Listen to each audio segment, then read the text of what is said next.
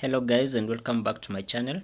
Today I'll be showing you how to control a servo motor using the Arduino.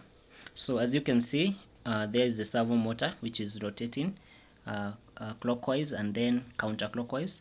That is, it is rotating from 0 to 180 degrees, then from 180 degrees back to 0. You can see it. It's a lovely thing to look at. So the servo motor, you can see the wiring around it. No, the wiring isn't all meant for the servo motor, but just a bit of it. The servo motor actually is getting its power from an external power supply. Now if I can zoom, you can see over there, here, this one is a voltage regulator. This one, it takes an input of 12 volt and output a constant voltage of 5 volts. So this one is the voltage regulator. It's the one that is supplying power to the servo motor, because the servo motor requires around 5 volts. So this one is the one that I'm using to supply the voltage to the servo motor.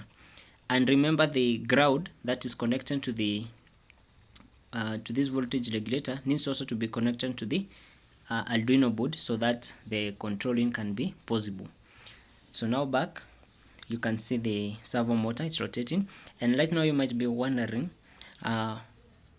which is the code that is being used to make this servo motor work as it is working right now. So let me show you the code. So back to my computer, here you can see the code. Let me zoom.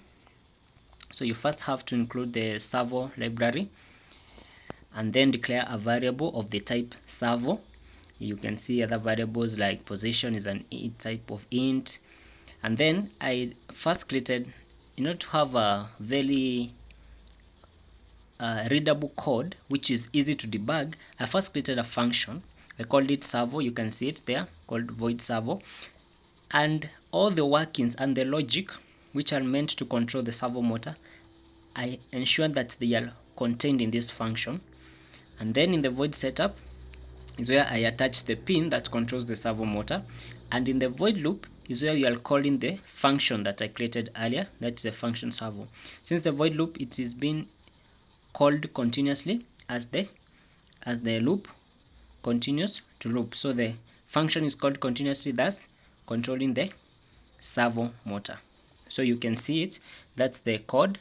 And now back, you can see how the servo motor works just fine, and it's quite a good thing, and you can use this in your project, maybe to do some other things. And so guys, that's all about today's video. So I hope that you subscribe. Don't forget to subscribe and hit the like button on this channel. Thank you, and see you another time.